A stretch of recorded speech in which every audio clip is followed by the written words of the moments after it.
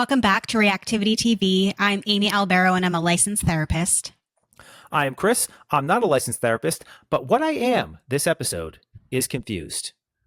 This was perhaps the most interesting. In fact, I don't think it's perhaps. I think this was actually the most interesting dynamic episode. It had probably the most entertaining scenes of the entire season, yet it was also probably the most anticlimactic. And this has kind of been a trend of this season of just anticlimactic scenes and episodes where editing has done production has done a fantastic job. They have repeatedly given us trailers that look like they're going somewhere, look like they're going to be dynamic, look like they're going to be fun. And then when you get to the trailed actual scene, you realize, wait, that was it. So, I mean, A+ on editing and production for keeping us on the edges of our seats with these trailers.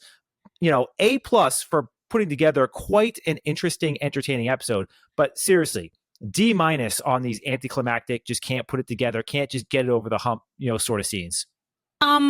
Okay. When you started to say that you were confused, I thought you were sort of like giving a little playful nod to what Jenn kept saying throughout this entire episode about her being confused. I didn't think that you would actually come away with confusion. I mean, what do you want from this show? What do you want from us? We got a lot that happened. This was an entertaining episode. We got to see a man self-destruct right in front of our eyes. Like, what more could you want? Too. He went out in a blaze of not glory, but in a blaze of I don't know, random soliloquy, quotes that make no sense. I mean, it was magical. Come on, Chris. Right. Well, I don't know if magical is how I would describe it. What I would say is that I was confused by a lot of Jenn's confusion. But I mean, I think a lot of it was produced up. This is definitely an episode where, editing played a tremendous role into what we saw. But it was entertaining. Look, I don't want to take it away. We're coming off of two extraordinarily boring episodes. This was not a boring episode. This was an episode where I was thoroughly entertained, start to finish. But that being said, the height points, the peaks, the apex events that they trailer to, they have not yet managed to live up to the hype of the trailer on any episode. Yeah. I think that is way too harsh. The whole point of the trailer is to get us interested and wanting to watch. They're not supposed to live up to the hype. I mean, very rarely in this show have the previews. Like the one that immediately comes to mind that you won't get the reference to, but our audience will, is the Colton fence jump. That got led up to the entire season, and when we got it, that was like chef's kiss. I'm gonna be akin to some of our audience members or commenters and say that you're being a little too harsh tonight. This is an episode where, yes, I mean, we can talk about Jenn's confusion and like some of the, like her decision-making around some of the, especially with Sam, of course. But this was an episode where I really came away and I was like, yes, girl, like I am so here for you, clapping for her, like talking to the screen at her, cheering her on, telling her she didn't need to apologize for anything. So this was an episode where I felt like a proud, big sister to Jenn in like, I see your growth. I see your healing. It's showing. So I'm looking forward to talking about that. Hi, Max. Okay. So let's not get too far ahead of ourselves. Let's just start off with audience all. You see that we are recording remote. We actually were not on the schedule to record remote. Unfortunately, Amy had to stay in Miami across the weekend and did not come back to Connecticut. But we will be recording in person next time and hopefully for the rest of the season, which is very short at this point. We got like 4 episodes left, something like that. But why don't you go ahead and announce what we're doing here? You keep stealing my lines over here, but that's fine. We are here talking about Jenn Tran's season 21 of The Bachelorette, and this is episode 6. This is the episode prior to Hometown, so it's always chock full. So we're going to get into all of the things that happened, and I guess to your point, Chris, maybe didn't happen in this episode. But before we do, please, please hit that like button at the bottom of this video. And also, if you're not a subscriber, hit that subscribe button as well. We are slowly but surely making our way to 1,000 subscribers. We're a little over 100 away from 1,000 subscribers. I mean, I'm not a mathematician, but I think my math is correct there. So any help that you can do to get us to 1,000 subscribers is so appreciated. Yeah, and please also make sure to hit that bell icon so that you're alerted anytime we post new content to the channel. All right. So are we kicking this episode off with good date, bad date? Well, what about opening thoughts? Or did we already do opening thoughts? I think we covered opening thoughts, unless you have more thoughts that you'd like to open with. I think that there's a couple of things that were very noteworthy. One, like I said, it's actually the best episode of the season by far. I don't think it's even close. I do, what I've already said. I definitely do think that it was an anticlimactic episode, but this is also a season of anticlimactic, trailer, foreshadowed events. But I think obviously the big takeaway here that we need to talk about are going to be the Sam M events. But low key, I actually think that the stuff that happened with Jeremy was far more interesting. I think that the stuff that happened with Marcus was far more interesting. I think the stuff that happened with Grant was far more interesting. I think that there was something for everybody in this episode. There was stuff to love. There was stuff to hate. There was stuff to rubberneck and get all cringy about and icked out on.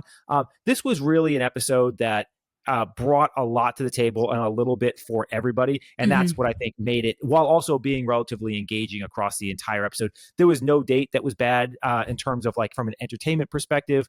And there was like, outside of the charity consult, which we can get to in a minute, that was about the only part of the episode where I was like, we could have cut this for time. Yeah. We had the spawn con of Wicked. Like they shoved that down our throats this episode. They tried a little too hard. It was a little too heavy handed. And we had a Bachelor alumni star-studded like cameo cast this episode, which I also found really interesting because we don't usually get as much as we did. And we'll get into that as we get across the dates. And to your point, I even recognized two of them. Oh, well, good for you. Good for you. I mean, recency helps. There. So that's good. But to be honest with you, I think while the Sam, again, meltdown was the most entertaining, I actually think it's the least interesting part of the episode. And I'd like us to hold one another accountable to not spending so much time on that. Because from what we talk about here are the relationship dynamics and of course human behavior too. But I think to your point, there's so much more interesting things, more nuance to be gained from the dates with Marcus and Jeremy. So I'd like to focus more of our time there. Sounds good. So good date, bad date. Let's do it. So we had 3 dates, like always, 2 one-on-ones and a group date. I'm just gonna start right off and say that the Marcus one-on-one date, which was a Wicked follow the yellow brick road, we're going to have to select like sweet or sour together collectively.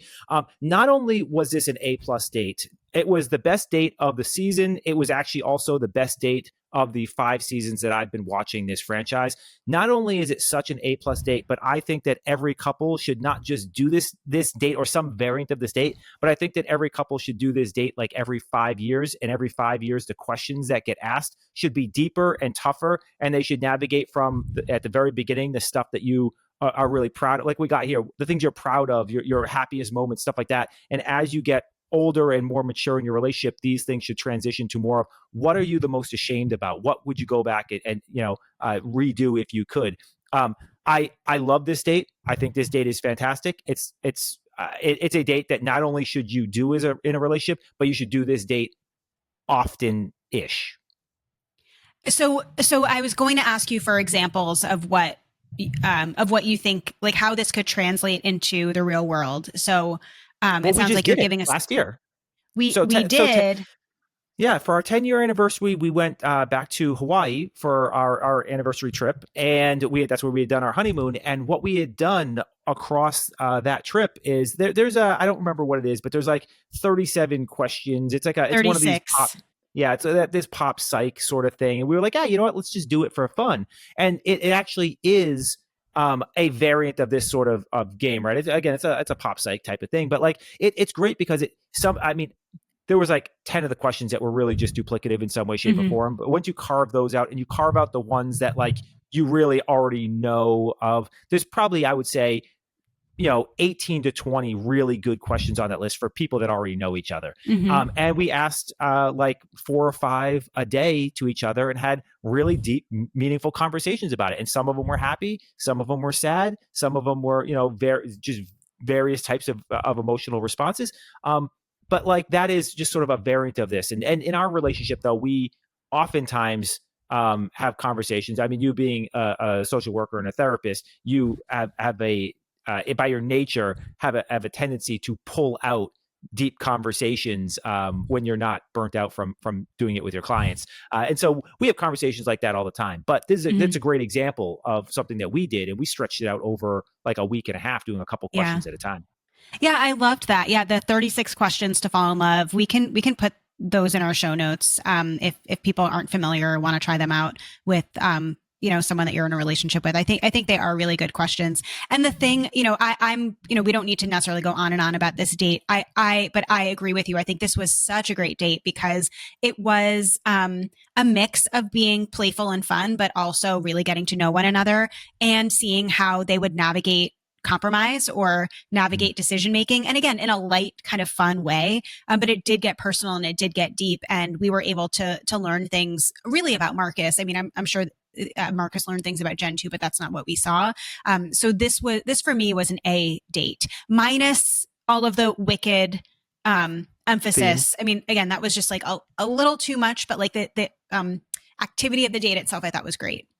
Yeah, I mean A plus, and that is despite the dumb hot air balloon. That was the only part of I don't The need hot air this. balloon that wasn't like, it was tethered to It the was ground. No, tethered to the ground. Yeah, it was like tethered, and like it was going nowhere. It was going straight up and straight back yeah. down. I mean, they But were anyway, probably like, all right, we've done enough heights dates. Like, let's throw her a bone here and like keep her I mean, secure to the ground. well, I mean, she was still up in the air, but That's yeah, I fair. take your point. Yeah, yeah. Yeah. So we're both strong proponents of this Yeah. date. Strong A's, A plus for me. Yep. All right. Mhm. So I'm The just gonna group date. spoil. I'm just gonna spoil this, people. Like all 3 of the dates were actually excellent dates. Mm. So we go to the group date. This is a radio show date where you end up. Okay, so the thing about this date, and I'm giving it a B, even though I think it's a great date, and the reason for that is because this relies so heavily on the moderator, right, and the Mm. host. And I think that at least from what we saw, these particular hosts were fantastic. This can go sideways really quick. You think like really bad host examples are what's Nick Lachey's wife? Oh, Vanessa Lachey. Vanessa Lachey. Like you never want her hosting anything. She's She's going not in with her. strong. Yeah. She's not strong, but she's also going in with an agenda, and she's Yeah. not letting the conversation navigate. She's and she's also just generally unlikable, right? Like these hosts were fantastic in that they took the conversation naturally where we wanted to go. They asked really good questions. They let the people, i.e. Sam M, hang himself. They let the people shine. They weren't trying to necessarily elicit specific answers, at least from what we saw. It was just great. And if you have Mhm. a moderator like that, then this is just like a great opportunity to sort of like really get to know somebody in a fun sort of way. This kind of reminds me a lot of those like the stupid dice roll games or the card Mm. games. Like my brother, when they go on vacation, they're the type of people who like to meet people and make friends with everybody on the resort with them, and they always bring these stupid like get to know you card games type thing, and they'll go to dinner with like 8 people, and like that's what it kind of felt like, that kind of thing where it's fun. Mhm. And and unless you're Sam M, you shouldn't get yourself into trouble. That's all upside, really shouldn't be much downside. And Well, yeah, yeah. I mean, you do for better or worse get to see someone in a more honest way, because again, like with these kind of quick rapid fire word association things, not really having you can't have dead air, right? Mhm. And so like again, like as a therapist, when someone speaks, it's really meaningful, and the most important thing to pay attention to is after there is a silence, what's the first thing that a person might say, because that tells us again like what is really pressing, what's really on top of their mind, whether it's conscious or not. And the same kind of thing is being pulled out here in some of these these kind of like games or question opportunities that these men are presented with, like you're getting them honestly, because they don't have time to filter and craft the exact right answer. So I think for that purpose, I think it's great. So yeah, I'm up there with you in a strong date. Yeah. All right. So then we go on to the second one-on-one date, which was Jeremy's date. This was classic explore the city. We see this date at least once. We saw two of them in Joey's season. In this case, it's Seattle. I mean, this was the worst of the three dates in many ways, but it also was like the most classic. Even Jeremy said, like, this is an actual date I would take a girl on. Mm-hmm. I think it's a solid, B date because A, it's a date that everybody can do. It's a date that a lot of people do. And there was some dynamism to it, which was nice. The one criticism I have about this date is that for some people, it's actually a really hard date to execute on for a couple of reasons. One, you are not stationary. You are migrating all around. It can be very distracting. You're trying to, navigate a bunch of different things while having a conversation with somebody. And for some people, like all of that extra feedback and all of that extra activity going on can oftentimes be difficult and challenging to stay engaged, right?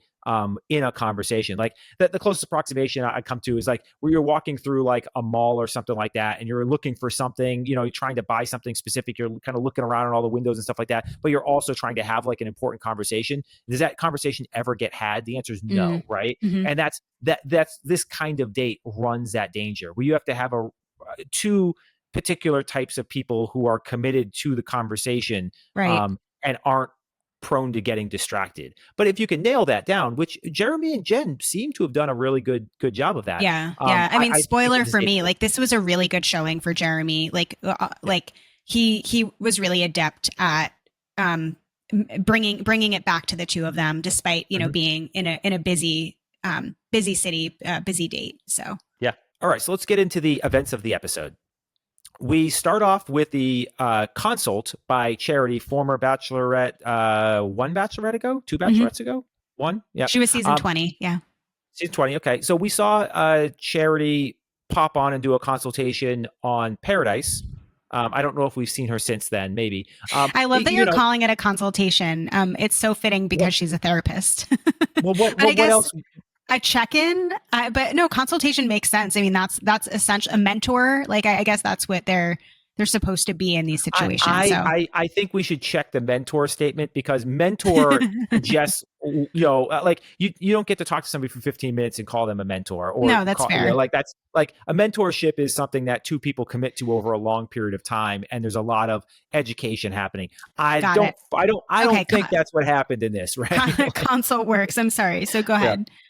Yeah.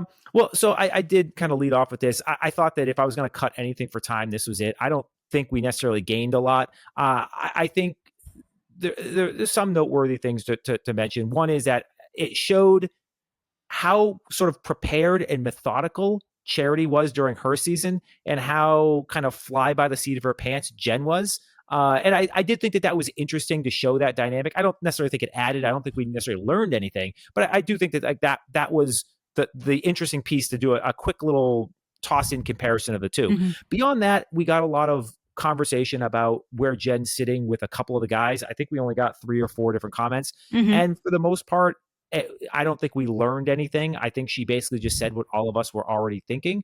Mm-hmm. So like I said, I not much here of value in my opinion. What do you got? No, I mean, listen, Charity was very methodical. Like you can tell, like she thinks and analyzes a lot. And I think that came through in her season. And I think that also, that's also why she resulted in the way that she did with having what appears to be a strong and successful relationship with Dotun. And like she really did go through this methodically. And it was, and even the way that she talked about how she navigated this, again, it was so linear.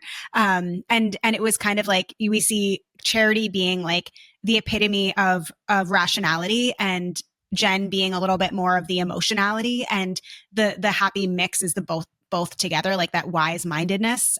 So I feel like we got to actually see some of that like wisdom come through with Jenn. But for me, the most notable thing was that this was the beginning of Jenn asking good questions.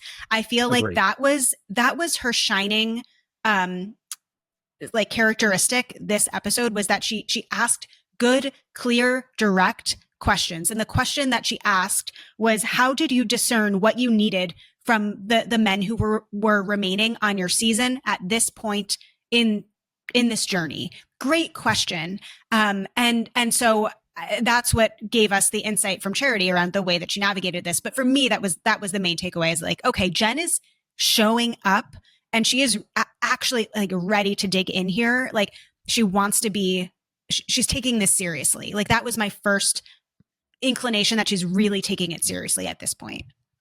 Yeah, I'm happy you brought up the fact that Jenn is finally starting to ask good questions. I feel like this was the turning point that you've been asking about and wondering when we're going to get it. This was a good episode for Jenn. I have probably been, as much as I like Jenn, I don't think there's very many people who have been more critical of Jenn than I have.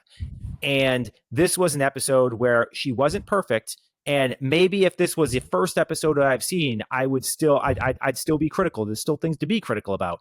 But just the growth between the last couple of episodes to now is quite stark and quite obvious. We're finally getting some self-awareness. We finally saw her respond to Marcus in a way that was like, oh, like finally a good response to sort of a awkward, trauma, uncomfortable conversation. Some awareness around Sam M and his sort of antics. It was a strong episode for her. I'm really happy for her. I'm happy that we finally saw it. I'm hoping that she continues this trend because it's long past time. Yep. Yeah. Well, this is a pro Jenn episode for all of you absolutely. Listeners. Okay, so let's get into that. Marcus? Yes, the one-on-one. Yeah. Yeah, I mean, we already kind of talked a little bit about the date itself. The main takeaway from the front portion of it is they were setting the groundwork for Marcus's conversation about his family and being abandoned later.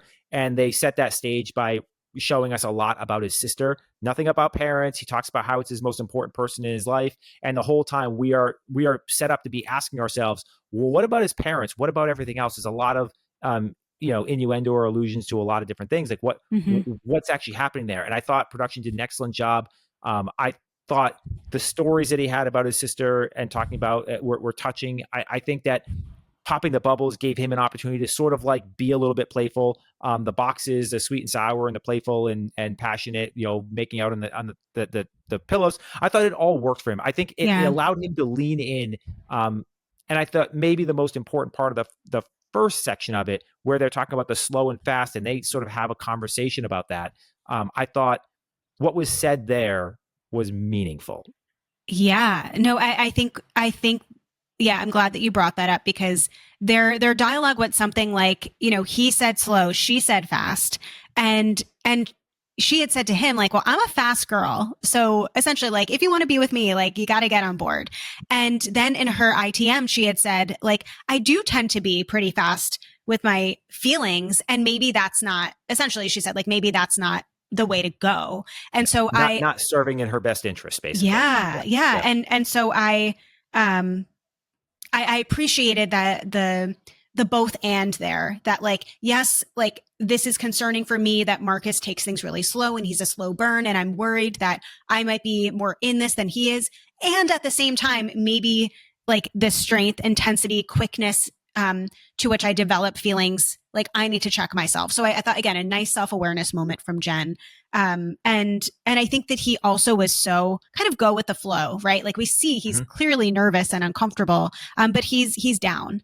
But of course, I mean, and maybe this doesn't need to be stated, but the overture, the theme throughout like all things Marcus has been, he struggles with vulnerability. He's difficult to open up. And it does make you, like, we try really hard to just, to talk about and think about the show in the way that it's just given to us. But it does make you wonder, like, what is he really like face to face? Like, how is he really being experienced? Because all we've seen from Marcus is a lot of vulnerability. We've seen him break down and cry. Like we've seen a lot. And so I don't know, like, if maybe he just comes off a little bit more guarded when you're with him. And that's where there's like this emphasis of like, we need to get there.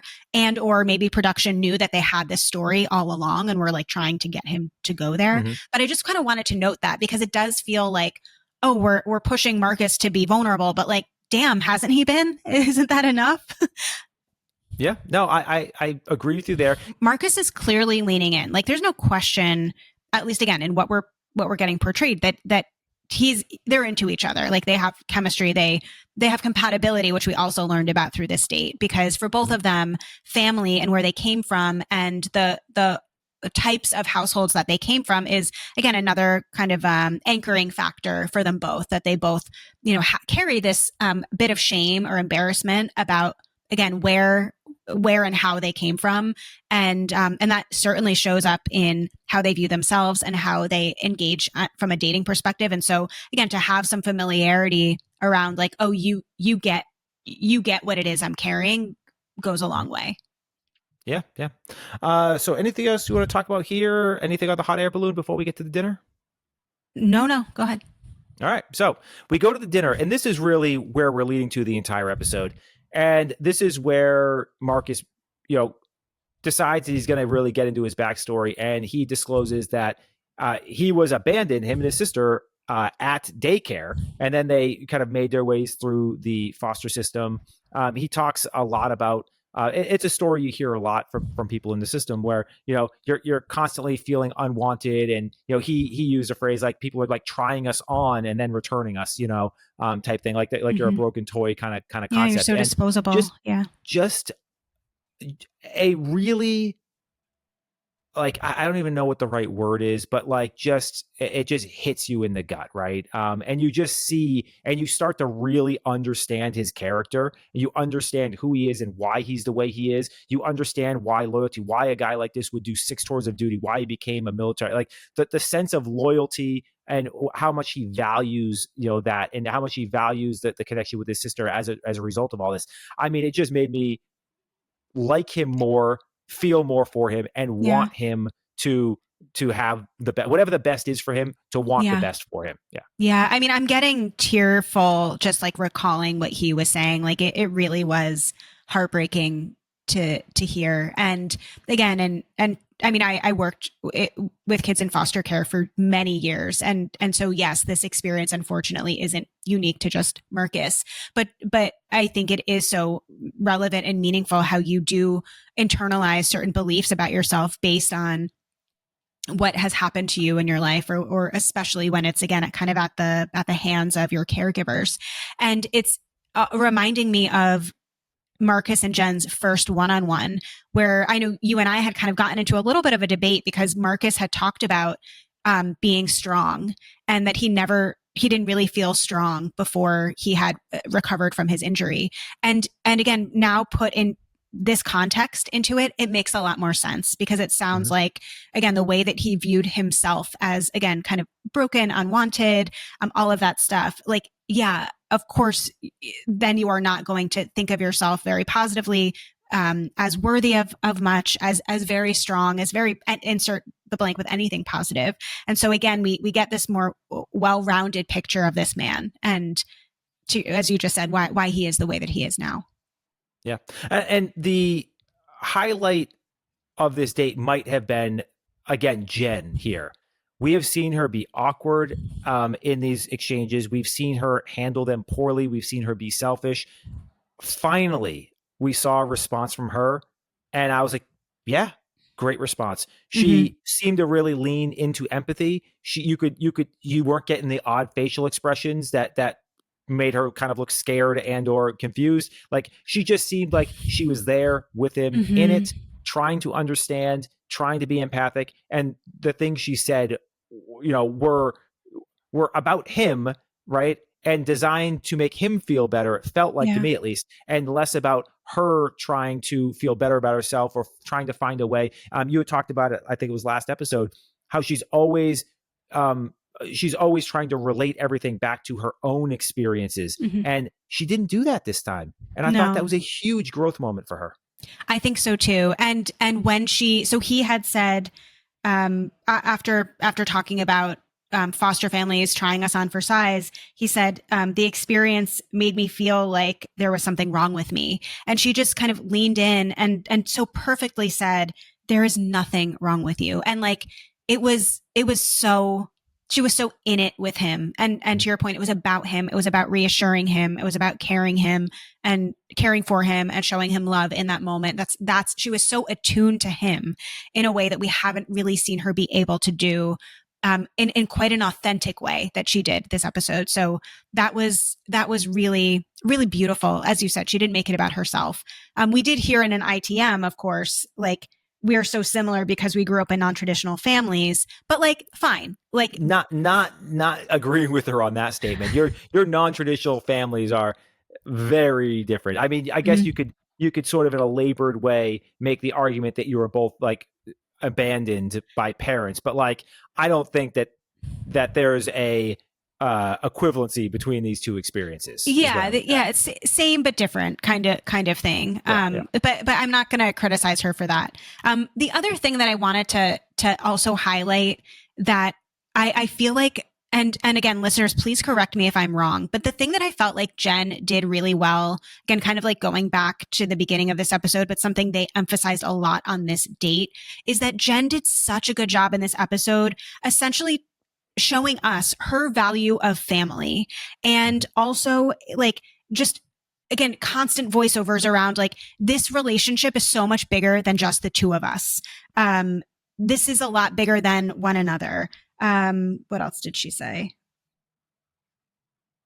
I mean, she's definitely leaned into the family aspect. We see it later with Jeremy as well.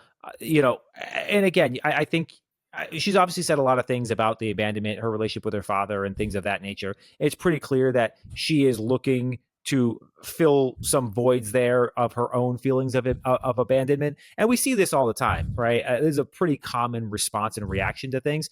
So it's not necessarily surprising that she leans into it so hard and comments on it all the time. But I mean, especially like ahead of a Hometowns episode, I feel like it's usually voiced over in some way. But like, again, with Jenn, it feels like she really means it. Like it felt, again, very authentic, and it felt like she took all of these conversations really seriously to figure out, where do I fit? Where would you fit? How would our families fit? Like, and again, in a way that I've not seen come through in the way that it did tonight. And again, so I wanted to pull that back as a theme of the episode, but something that was definitely emphasized in the Marcus date. But all of that to say, they had a wonderful date.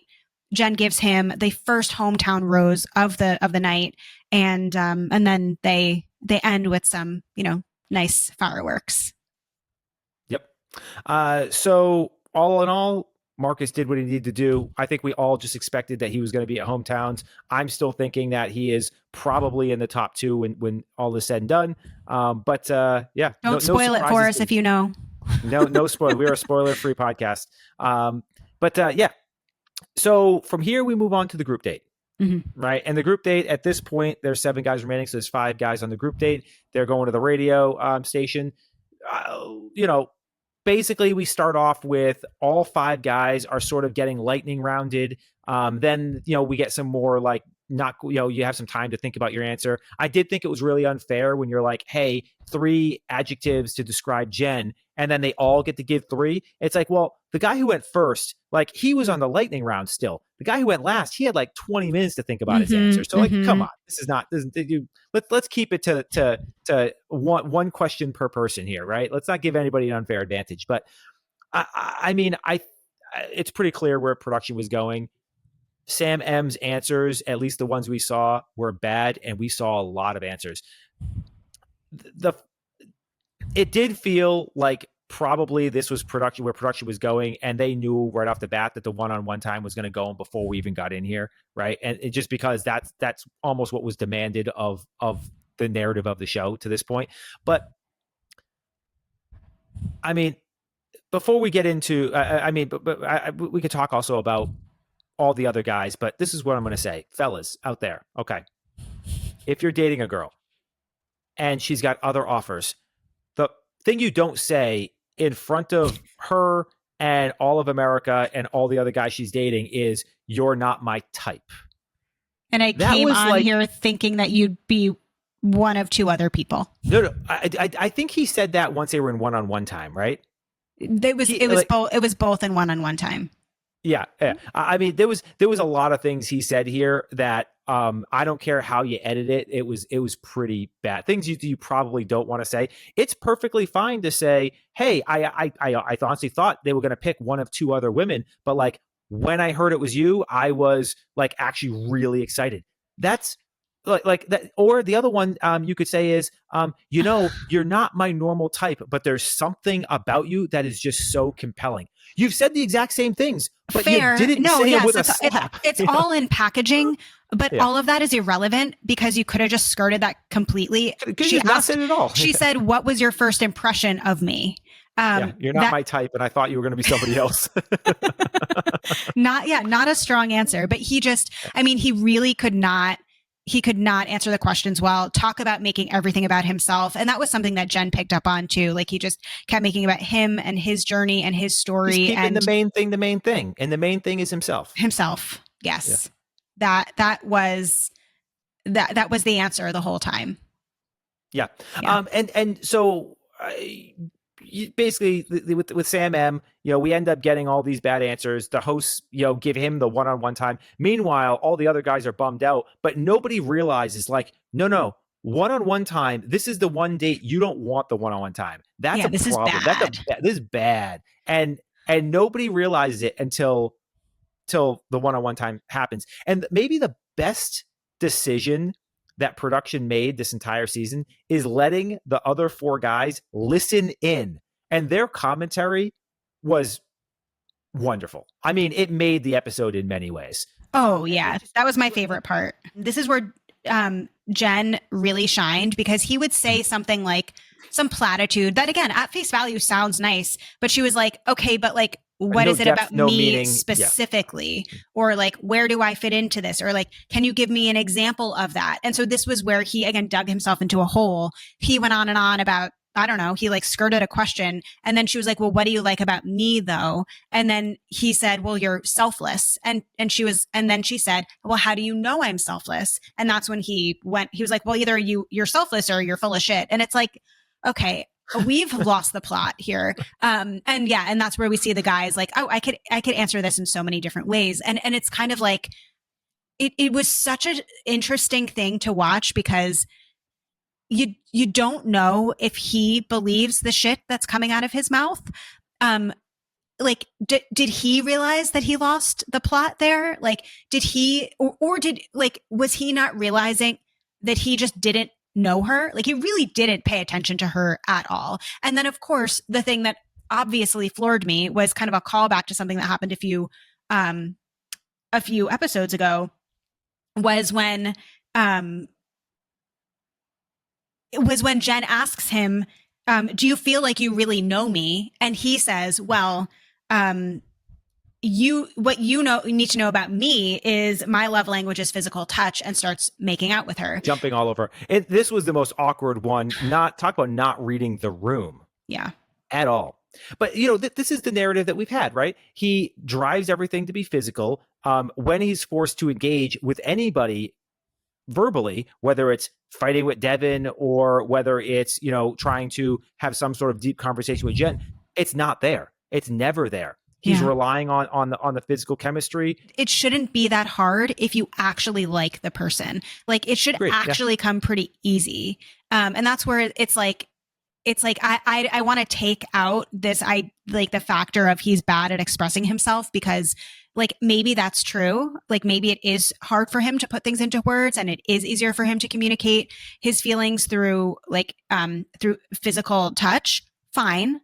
And there was no Jenn in any of his answers. And again, that's where I'm like, you weren't paying attention this whole time. You weren't here for the right reason is what it's giving. Mm-hmm. And then, I guess we're not in the night portion yet, but this scenario, this, like, as she started to, again, continue to pull for more information, this is also where I was like, yes, Jenn, like, do it, like, ask the questions. And I wonder if there was, again, a level of not only like, okay, we've got to figure this out, the clock is running down, but she also had an audience. And I think that helped because it does in some way put a little bit more accountability on you.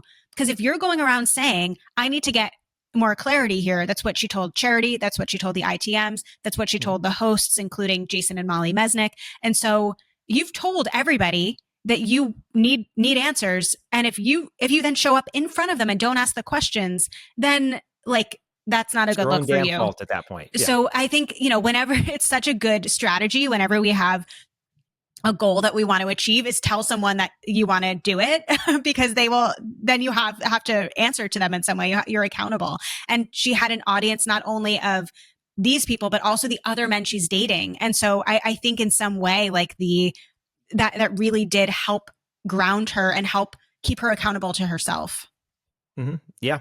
So we talked all about Sam M, but the other guys, we got very, very short amount of time with the other guys. Did any of the other guys stand out in any meaningful way before they were kicked out for the one-on-one time? I mean, they were all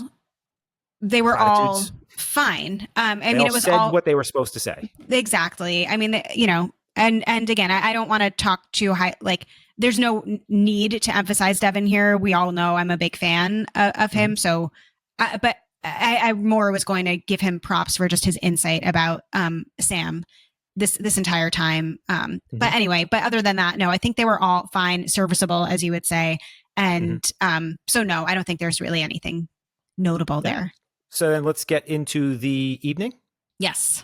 Well, two notable things happened where Grant is very expressive and says that he already sees the rest of his life with her, sees a future with her. He chooses her and he's falling in love with her. So we have Grant finally telling Jenn, but does tell Jenn how he feels. And then on the flip side, we get a conversation with Devin and Jenn where Jenn reciprocates Devin's feelings of falling in love. Yes. So I forgot about that. So and that's like the first time in this entire season where we've seen a real, true, genuine reciprocation of feelings and not just the platitudes that the lead is supposed to say. And it wasn't in direct response to something that he said. It was more her calling back to like what he said last week and also how he makes her feel and the way that she feels about him. So I think that was, again, very, very meaningful, very notable. Yeah, I forgot about that. You are right. That was fantastic. Mm-hmm. Anything else that I missed in the evening portion? No, I mean, we get nice moments with Jonathan and Spencer as well, but the bulk of this date is really spent with Sam again. Yeah, and it's basically just a rehashing of exactly what we just saw in the daytime portion and exactly what we're about to see when we get to the pre-rose ceremony. So yeah, but the most notable thing, I guess, we don't need to rehash that because, as you said, very similar. But this is where we see Sam seemingly out of left field tell Jenn that he loves her. Oh, that's right. Yes. Yep. Yeah. So. Because again, she's asking good questions like, how do you know it's me? And he's saying, I don't, I just trust that I'm here for a reason. Okay, that's you. Where do I fit in? And then he literally is choking and also is like mentally and emotionally choking at the same time. And then he just kind of outs with, I love you. This is it. And she's like, even she's taken aback. She's like, Sam, come on. And he's like, no, like I do. And we hear her again say like, I'm confused. There's no substance. There's no logic here. Mm-hmm. We don't really seem to be on the same page. Like I feel really strongly for him. And I think this is where she's kind of realizing how her feelings in this are getting really hurt because she can tether to so many experiences that they've had together that are meaningful, that have created this growth in her emotion toward him. And he can't even identify one. And I think that's also making her feel really shitty about herself within this relationship, like really seeing like, oh no, I'm just a placeholder here. It's really not about me. Yeah. She ultimately decides not to give a rose to anyone, that, these conversations, these decisions are too important and to not give out the group date rose, which I think was fair. I mean, if it was going to go to anyone, it was going to go to Devin, but I think that she was probably a little too heightened emotionally to be in the right frame of mind to give one out. So Makes Yeah, sense. and just from a production standpoint, you're down to 4 roses. You're on 3 dates. You have to eliminate 3 guys, and at this point, like we don't know Sam M's going. So, do you want to have a rose ceremony where you're giving 1 rose and one of 4? It's just a weird kind of situation. So, I think from a production standpoint, it was the right call. I think Mhm. from an emotional standpoint, it was the right call. Do I think that it was sort of shitty to the 4 guys that did the assignment and did it well? Yeah, like I do think like if I was on that date, I'd be like, come on, like her. I would maybe be a little bit insulted in that she's spending all of her time focused on Sam M. What about the rest of us? Like we're Yeah. doing the right thing. Sam M's doing the wrong thing, Right. and Sam M is getting all the attention, and now none of us have an opportunity to rose, basically because Sam fell down. And I do think that this is a relevant thing. That this happens a lot. We see this a lot in modern day dating. Like you know at the end of the day, you do need to think about how your behaviors come across, not necessarily even like in the person you're dating, but like what you do today is going to impact how future people you date are going to see you and going to value and how much they're going to respect you. And this is just one of those moments where it's like I I think that this is part of the episode where I can be critical of Jen. I think she needed to do something here because to and some people might roll their eyes at this, but she needed to do something to heal the egos of the 4 other men in that room, because she basically took the entire group date was focused on Sam M. The entire focus of the evening was on Sam M. Yeah. They don't get a rose because Sam M doesn't show up and do the assignment while the other 4 do the assignment. And then later on, once we get, before the rose ceremony, she goes back to the house to go and have a conversation with Sam M. If I'm those other 4 guys, I'm like, the fuck? Yeah. Like, No, seriously? of Why course. am I Of course. why am I trying so hard? No, I get it. And we also don't know. Like we don't know what we don't know here. We don't know Sure, how sure. much time she spent or didn't spend with the guys on the group date. We Could didn't have been a see 5-hour cocktail party yeah. in which each got an hour with her. Sure. Yeah, Yeah, I so take that.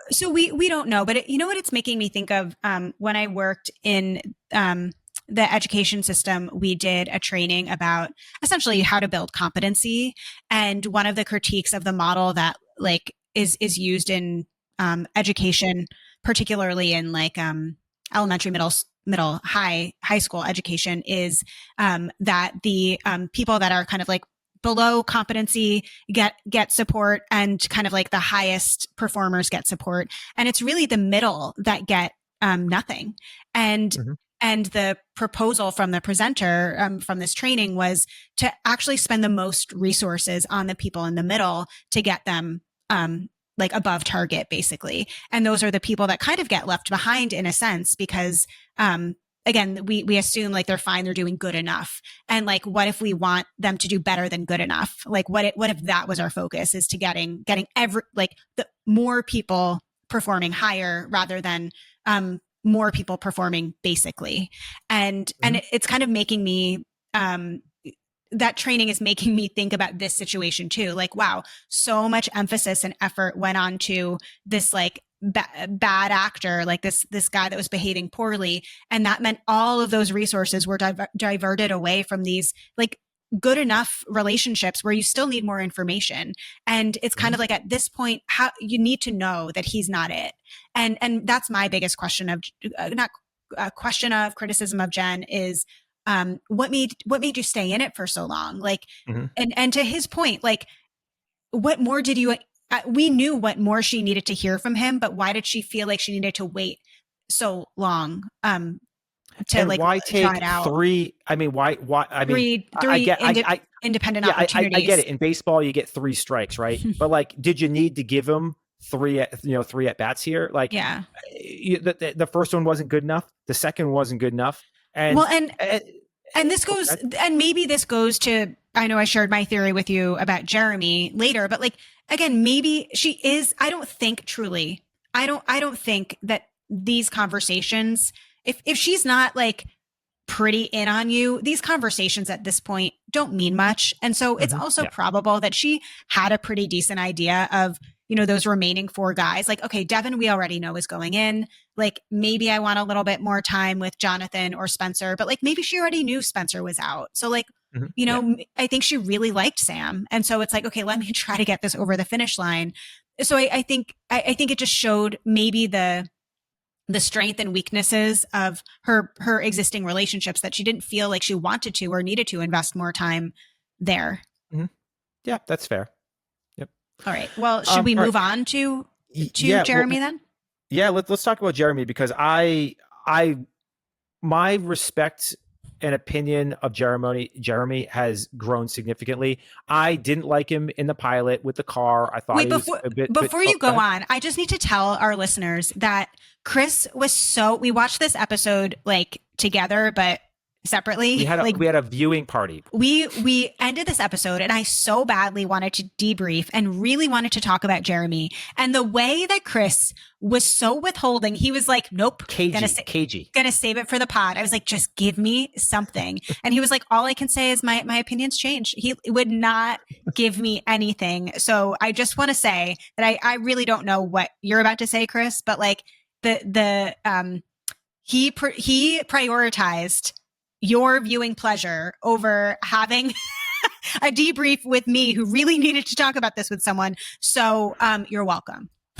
Yeah. Well, so without further ado, to give you what you've been craving for the last 24 hours, look, my opinion of Jeremy has grown significantly. I did not like him in the pilot. I thought he was a little bit of a douche, right? But the reality is also he and I have the most in common. So maybe I saw a little bit of myself in him in a lot of ways. But the reality is he showed up, and we saw a side of him and a connection. We've been saying, like, there's no connection. We barely seen any time with him. But she had said to Charity, like, she just has a natural ability to just pull her natural self out. And we're like, we haven't seen that in the show, but we did see it here. This was the first and only date of this entire season where it did not actually feel like we were watching a TV show. It felt like we were sitting next to a couple at the mall, or not the mall, at a restaurant. You really want to go to the mall. That's the Massachusetts in you. I haven't been to a mall in a long time, but it just felt like we were sitting next to a couple at a restaurant watching them have a phenomenal date, right? It felt natural. It felt effortless. It didn't feel like we were on a TV show. It didn't feel produced. It just felt like these are two people having a great date that are really connecting. And it was wonderful to watch, because all these dates always have a tendency to just feel like, sure, it's a date, but it still feels like a TV show. And this one didn't. And that's what I really loved about it.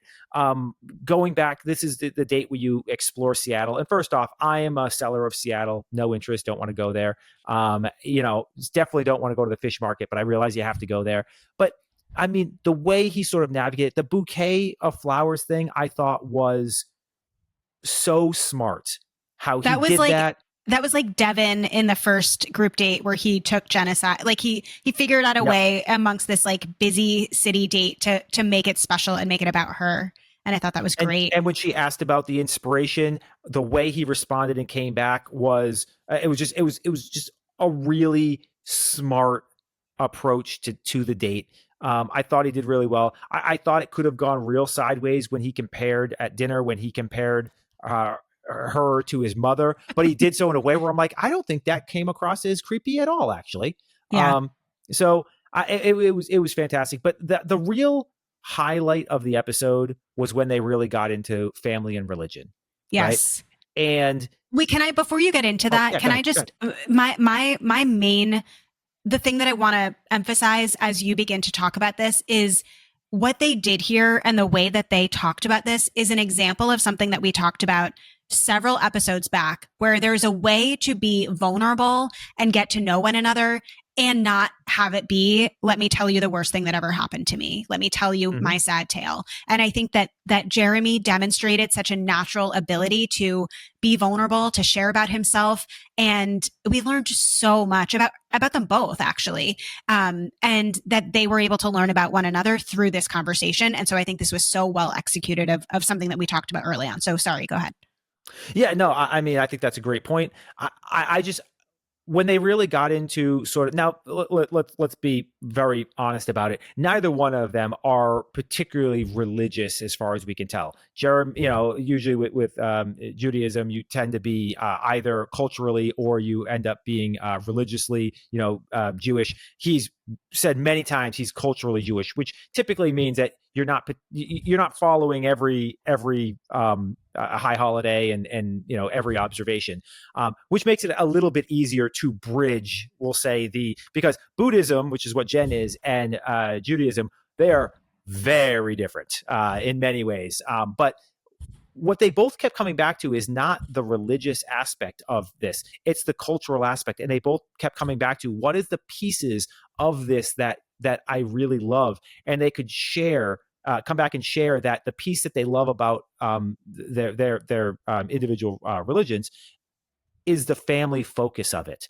And they were able to connect on that. And they were able to sit there and say, like, honestly, it doesn't matter that you're a Buddhist. It doesn't matter that you're Jewish. At the end of the day, what we take away from from both of these is the focus on family, and we can bridge all that other stuff. Mm-hmm. And I thought that was really, beautiful, because, and maybe it's a little bit too smart for this show in some ways, but like Buddhism and Judaism do not overlap very much. Like there's just not a lot of overlap for the most part. And so it was beautiful to see how they kind of meshed those two together. Yeah. Yeah. Well, it's reminding me, I don't know why we tend to reference this, or I tend to reference this, but I think it was the most recent season of Love is Blind, where now I'm forgetting what his name was. Maybe it was Jeremy as well. I forget. But when he and Laura were in the pods and they were talking about Christmas morning and what their traditions are on Christmas morning and what they see for their, future family. And it was, again, such a small, but like impactful moment. And that's what this conversation was reminding me a lot of, as you were saying, like, what Jenn's been saying the entire time is, how are we going to fit into one another's lives? That's how she's been prefacing all of these dates.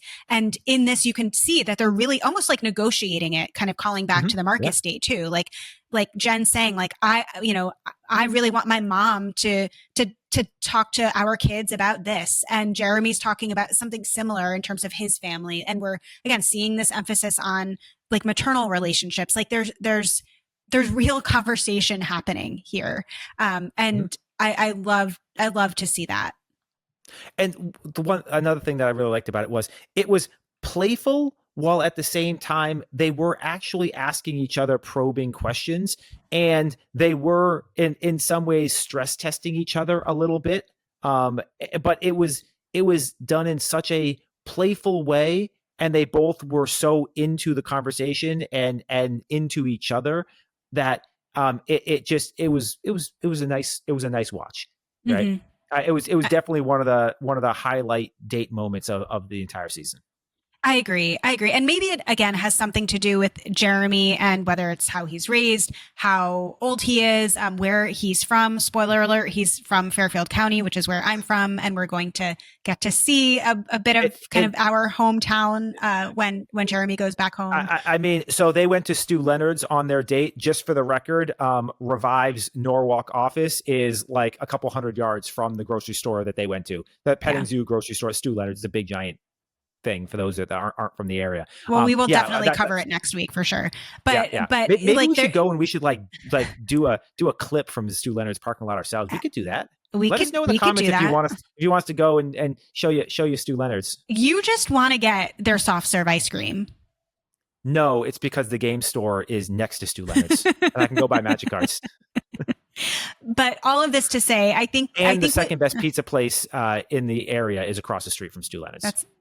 There's a lot. Good. Like with Stu Leonard, like where Stu Leonard's is maybe the best part of Southern Connecticut. Like you have everything that you could possibly want. You've got the best Chinese restaurant, like 400 yards up the road, the second best pizza place. You got the game store, Thai food. The best Thai food is again, like right over, like, and then Revive. And then you got the Revive office a couple hundred yards from, like, literally everything is right there. It's the best part of Southern Connecticut, is that like mile square radius, or that You know radius how is you were square meters again. criticizing the show for like kind of over promising in the in the teaser? I think that's what you're sort of doing right now. You know, I know that like Norwalk is kind of got the reputation of being like the shitty little brother to Stanford, but I just want to point out it has better people, it has better food, it's got some great places to live. Like, It's Norwalk is more nobody's little affordable. brother. It's more affordable, but it's also just like I would rather hang out in Norwalk. It's got better stores, it's got better shopping. Like what does Stanford actually beat Hey, Norwalk in? and apparently, you'd be really excited to know it's also got a mall in Norwalk. I mean, I since you're a mall guy, this actually episode. yeah. So But all of this to say, I think Jeremy does have a nice balance from what we've seen. We haven't seen much, but he does have a nice balance of like playfulness and also maturity. And I think that that is a really nice compliment to Jenn, who I think, again, she's still growing up in a sense. She's 26, and she definitely is more playful than she is grounded, and so they complement each other well. Listen, he's not winning this thing, but I like them. yeah. I like what they showed us. Yep. So ultimately, he obviously gets a date rose. So anything else we want to talk about with Jeremy before we move over to the pre-rose ceremony, or I guess pre-cocktail party? No, we can move on over. Okay. So at this point now we're getting the voiceovers, we're getting the Jen sort of spiraling out on the Sam M thing. At this point, I get a little frustrated because it's like, what more do you need? Like, is this production pushing you at this point? Like, he has failed repeatedly. You're not passing him through. What are we talking about? You're gonna go. Why are you marching to the mansion? Like, this all kind of felt unnecessary. But it was also that the trailered, hype piece for the episode. And I gotta say, they did a great job of making it seem like she had been, affronted and, somehow insulted, and she was going to march down and Well, confront the him. way her energy that she was bringing was like a little bit Didn't confusing. match. Yeah. Yeah, I rewatched that, like the Sam M portions a little bit earlier before we recorded, and that really really stuck out to me both times. Like, she is on a mission, but she seems really pissed off. But I mean, not that she shouldn't be. I think she feels like he played her, and she feels frustrated, and maybe she feels frustrated with herself because, I've seen this, I've seen this story before, I've seen this movie before, kind of thing. But Mhm. all of this, again, we don't necessarily need to belabor this again. They have their third conversation, what sounds very similar to their first conversation. She's getting And their frustrated. second one. Yes. She's getting frustrated. She kind of is venting to production. They must have like taken a break, and she's just essentially like, he's just not getting it. And we hear her say, this sounds like a script. It doesn't sound authentic. And I think this is where I'm, again, not trying to criticize her, but to be curious for her, with her, about, why did it Take take this you this long? long? Yeah. Like, Why did when, you need this third yeah, conversation? yeah. Yeah, I have a lot of questions around that as well. Mm-hmm, Right. And mm-hmm. maybe it's as simple as what you said before. Like, she had three guys or two guys that she knew were going to be going deep, and the others were, knows aren't going to win. And she has these big question marks around Sam M. And so it's Yeah, like, let me just take one more shot at this just to see, can he give me anything yeah. at all to grab onto? Right. Um, Right. It's almost like she so badly just wanted to make it work. Just tell me like one yeah. thing, like tell me just enough so I can pass you through. And he couldn't do it. And this exchange, this dynamic reminded me of two different Bachelorette seasons. One being Charities, when she was having kind of a one-on-one with Xavier about his history of infidelity. And it was kind of like, okay, it feels like you got your answer. Like, why are we continuing here? But what it most reminded me of, especially when Jenn finally shut Sam down, was Hannah Brown. Hannah Brown and Luke P. And finally, when she, like, after an entire season of us as the audience seeing what an asshole this guy was, and how he was a bit two-faced, and not to use this overused word, but toxic guy. And finally, it's almost like she woke up and she realized her worth and she was like, no, no, no, get out of here. And it felt like that. It felt like this, insurgence of self-worth and self-esteem. And she even says, like, I have done this before. I have had relationships where I've tried to teach people how to care about me, try to teach people how to love me. Like, I am not doing that. I know what I deserve. And that chapter, that story is over.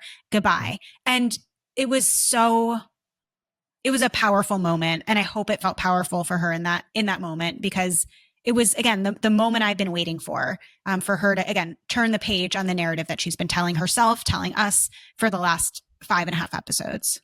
Mm-hmm.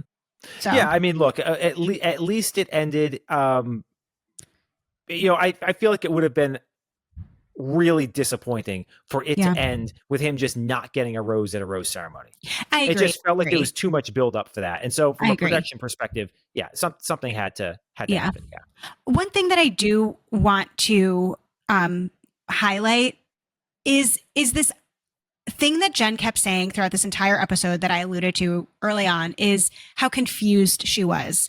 And even here with Sam, she's saying what a confusing week this is. And this is something that a lot of women do, that we use this word confused when we are having a feeling or feeling a type of way about something, whether it's that we're feeling wronged, we're feeling frustrated, we're feeling like we're not getting our needs met. Like, we lean on confusion, and that's not doing us as women any favors at all. And it's not helping us come from a place of empowerment or strength at all. And so I would, if you find yourself in these positions of feeling confused, I want you to try to reframe that and think about what this feeling that you're having is telling you. Feelings are information. This confusion that you're having is information.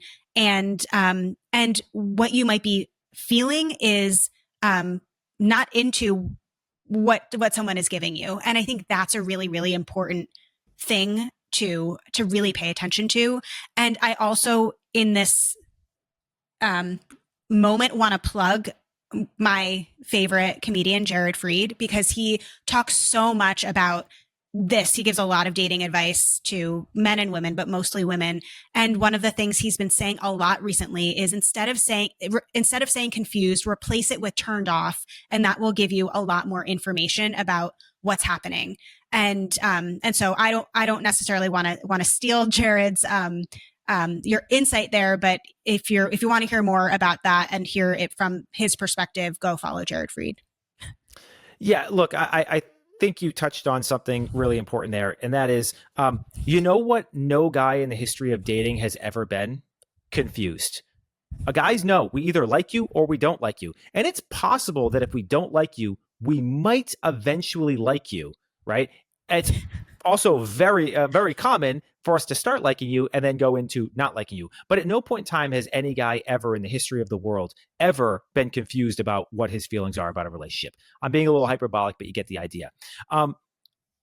And you said it best, and I haven't heard Jared say that. But if you are confused, so just let's just talk about the normal distribution of feelings, right? If you are confused in your relationship, that basically means that you're not in the right relationship.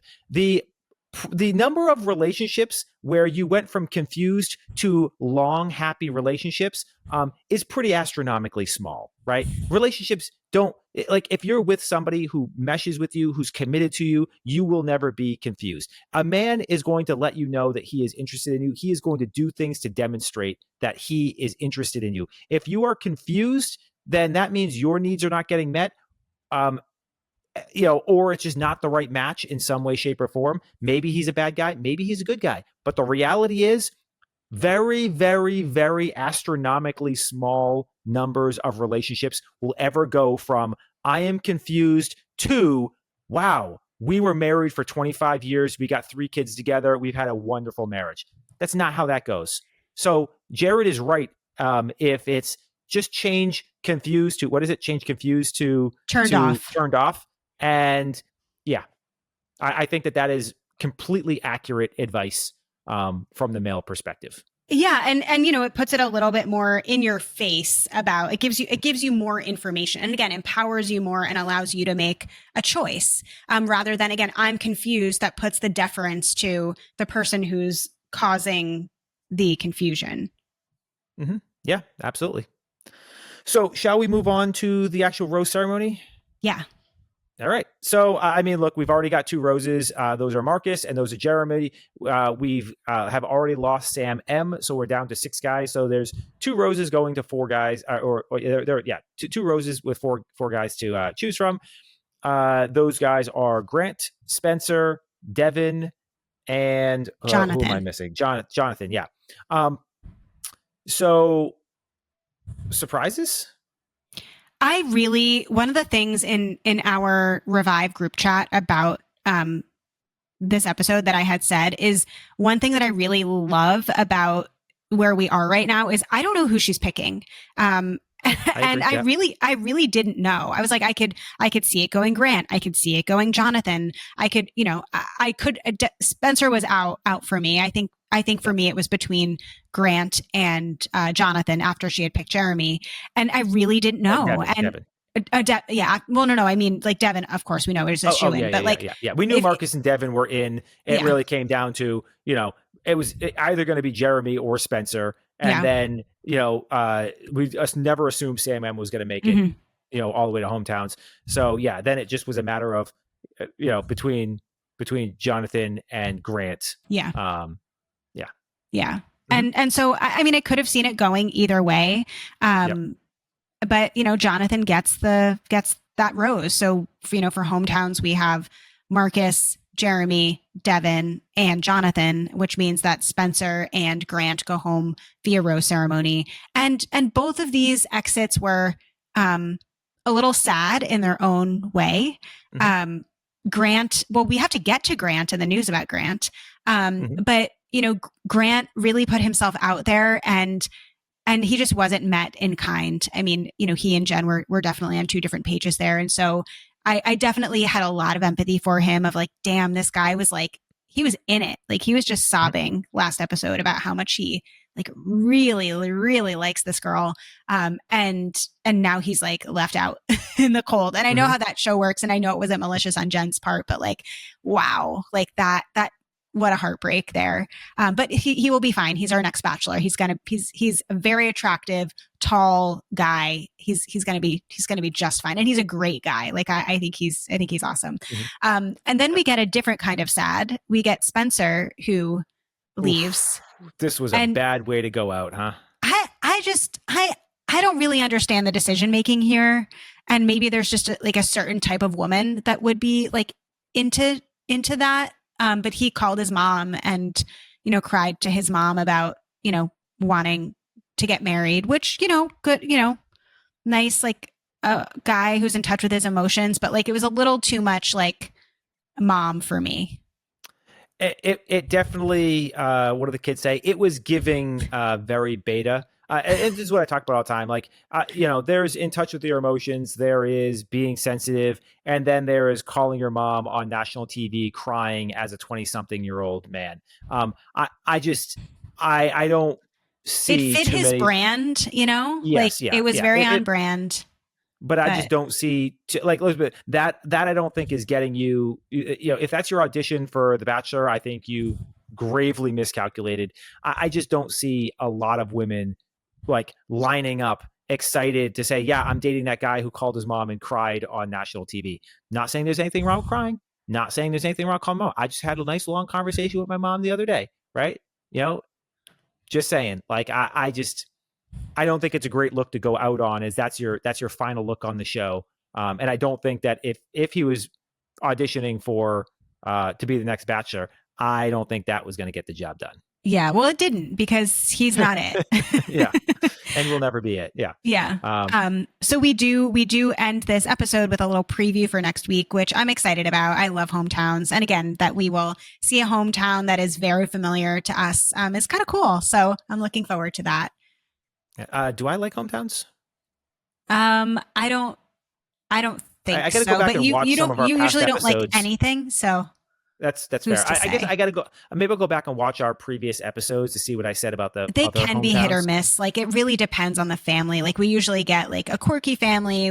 I hope they, Yeah, we get a skeptical parent, or like a tough brother, like that kind of, who knows what we'll get. So we'll yeah, see. yeah. All right. So, shall we do Rose and Thorn? Yes. I'm happy you asked about my rose this week. Love it. My thorn this week. I hated to see that. What do you All right. got? I mean, look, I'm gonna give the rose, and I typically not like to go so direct, hit here. But I mean, you have to give Jenn a rose this week. We saw the growth that we've been begging for. We saw some self-awareness. We saw, I mean, if we want to go one particular scene or one particular moment where I just said, like, that's it. Thank you, Jenn. You've done what I've been criticizing you about. You've resolved the issue I've been criticizing about, and that would be her response to Marcus in the first one-on-one date at dinner after. Like that was, it was beautiful to finally see her get there, right? Mm-hmm. And so I got to give her the rose for that. Yeah. No, I mean, this was a great Jen episode. So I won't jump on your train. I think I'm going to combine my rose and thorn a little bit. So Okay. my thorn is, and to say it's a thorn may be a little bit of a stretch, but like I wasn't expecting to get the Bachelor announcement last night. And so that felt like a thorn because I like kind of logged on to Instagram right after the episode and immediately saw that Grant is the Bachelor. And it just, Yeah, I wasn't, again, anticlimactic. Like normally we get the hoopla. We're going to find out yeah, on the women tell all or the men tell all. This is what I'm talking about. The I season know. of anticlimactic stuff. Yeah. What an So it awful was way kind to of drop like, that. yeah. So it was kind of like not a great way to announce it. It came at an unexpected time. And I feel like it downplays, like Grant's amazing. So my rose is like that Grant is our next Bachelor. I think he'll be awesome. Again, he's very attractive. We gave him high marks last week. I think he'll be great. I'm so happy with their choice. I just don't like that the way they decided to tell us kind of overshadowed him, because I feel like people are like, wait, what? And I feel like the reaction has been like, fuck, you spoiled this for me. Because they let us know after the episode aired last night when it hadn't aired on the West Coast yet. It hadn't aired like for people that watched on Hulu. So it was like such a major spoiler to the episode itself. And anyway, so I feel like that, and it was unnecessary. What were they getting out ahead of? Their rationale was that they wanted to let us know as soon as possible so that they're still casting for his show. So, so that when is that scheduled to record?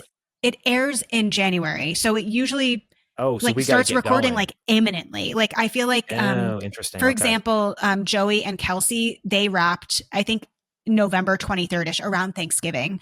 And that's like 8 to 10 weeks. Like we're there.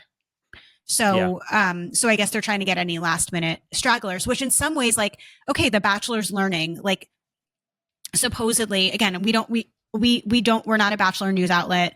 I learn a lot about what happens behind the scenes from you all in the comments, but like apparently a lot of the contestants on Jen's season were for Daisy or were cast for, Daisy or Maria, including Sam, apparently. And that's why maybe we didn't get a lot of Asian representation. Who knows? And so maybe they're trying to get around that. Like, let's learn from our previous mistake and like, let's let people know with enough notice later.